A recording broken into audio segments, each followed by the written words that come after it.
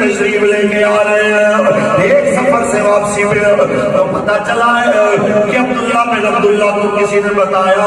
تیرے باپ عبداللہ بن ابی نے یہ کہا ہے کہ ہم عزت والے مدینے میں جا کے معاذ اللہ بے عزت لوگوں کو نکال دیں گے، اور اس نے عزت والا اپنے آپ کو کہا ہے اور بے عزت حضور اور آپ کے ساتھیوں کو کہا ہے۔ تو بیٹا رستے میں کھڑا ہو جاتا ہے اپنے باپ کے آگے تلوار لے کے، پھر اپنے باپ کے گریبان سے پکڑ کے اس کی گردن پہ تلوار رکھ کے کہتا ہے پہلے کہ میں سب سے بڑا ذلیل ہوں اور حضور سب سے بڑے عزت والے ہیں۔